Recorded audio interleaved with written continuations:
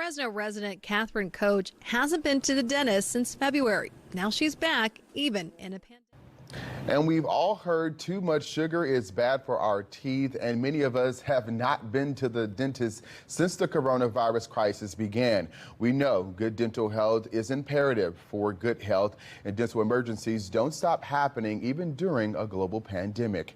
Ignoring tooth pain can make dental issues worse and potentially lead to long-term problems with your teeth and gums. Endodontists are the dentist specialists who focus on root canal treatment and saving teeth. Joining us live from San Francisco is Dr. Alan Gluskin, president of the American Association of Endodontists, who constitutes a dental emergency. And thank you so much for joining us. It's my pleasure. Thank Darian, you. I'm here to talk about toothache and not ignoring it. Absolutely. And what constitutes a dental emergency? As we know right now, a lot of things become an emergency, but what constitutes a dental emergency?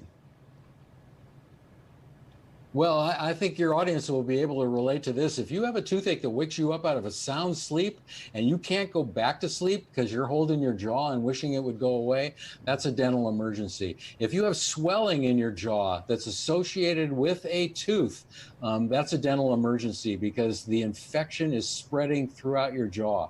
And if you're just eating a meal and the temperature of the food provokes a toothache, like a cold drink, and it hurts for 10 or 15 minutes afterwards, that is an emergency that you should not ignore.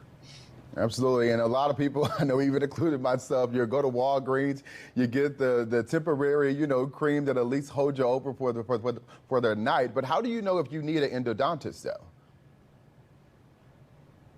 Well, if you want an expert who's had 2 to 3 years of extra training in school, after dental school, who uses special technology like a microscope, 100% of endodontists use a microscope to do the work. That magnifies the inside of a tooth, deep into the tooth, 10 to 20 times more, so you can see it efficiently and clean it right and do it right, disinfect it right.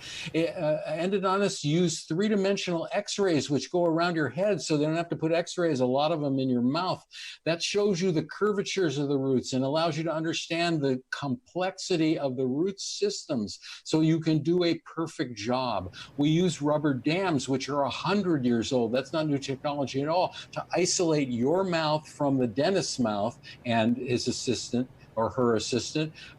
We protect you by using a rubber dam so that the aerosols that are created, which may and could carry the COVID virus, are resisted and impacted in ways that they don't travel through the room. So endodontists will use a lot of a priori and good techniques to protect their patients. Well, thank you so much, Dr. Gluskin, for joining us. And like you saw at the bottom of your screen, you can find your endodontist at that website. Of course, we'll have that in the Power of Two app. Thank you so much for joining us.